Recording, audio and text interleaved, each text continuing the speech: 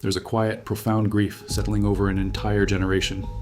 It is the sudden, terrifying realization that the way humans find, build, and hold onto love has been permanently dismantled. Not altered, not evolved, destroyed. We used to believe that love was accidental, rare, and shaped by the messy friction of real life. Today it is engineered. It is packaged, swiped, monetized, and discarded in less time than it takes to read a text message. And the scariest part isn't just that modern romance is broken, it's that the door has been locked behind us, and whatever we lost is never, ever coming back. The golden era to understand what we lost.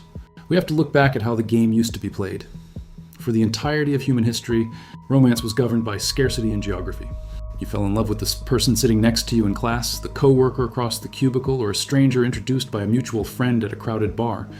It was inconvenient. It was terrifying. It required actual courage. Walking up to someone and risking public rejection meant putting your ego on the line. You had to read body language, stutter through introductory lines, and live with the suspense of not knowing if they felt the same way. Because options were limited by your immediate surroundings, you learned to compromise. You learned that human beings aren't products on a shelf. They are complex, flawed creatures who require patience to understand. Courtship was a slow burn. It forced us to invest time, energy, and emotional capital into a single direction. And because the barrier to entry was high, the value of the connection felt sacred. Then, a startup in West Hollywood changed the biological rules of engagement forever. The catalyst in September 2012, Tinder was launched. It didn't just introduce an app. It introduced a gamified dopamine loop to human intimacy.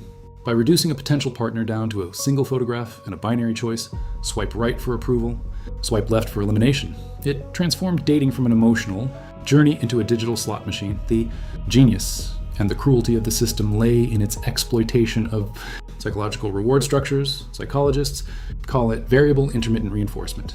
The same mechanism that keeps gamblers glued to casino slot machines now kept millions of lonely hearts scrolling through an endless ocean of faces at 2:00 a.m. Suddenly, the illusion of infinite choice replaced the reality of localized community.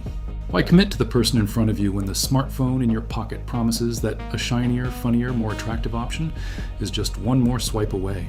We stopped looking for partners and started hunting for upgrades. By the time the algorithm matured, the damage was irreversible. We crossed an invisible psychological threshold. According to recent sociological data, loneliness rates have skyrocketed to unprecedented historic highs, disproportionately affecting young adults.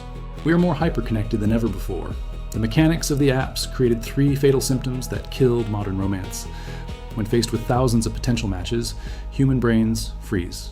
Instead of making a choice, we suffer from perpetual evaluation anxiety, convinced that the next profile will be the perfect one.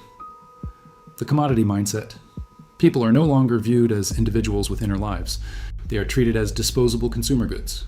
If a conversation dips for 10 seconds, ghosting replaces communication because discarding a person is frictionless.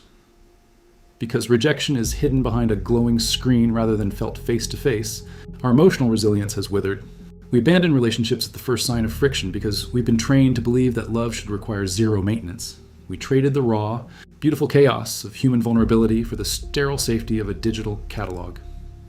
We are now living amongst the ruins of the old world. The apps won. They monetized our deepest human need for companionship, turned our insecurities into subscription tiers, and left us stranded in a desert of algorithmic abundance. The generations before us built lasting unions out of shared struggle, patience, and physical presence. We built temporary arrangements out of convenience, optimized for efficiency and devoid of soul. The tragic irony of modern romance is this: we wanted a world where finding love was easy, and in getting our wish, we made it entirely impossible.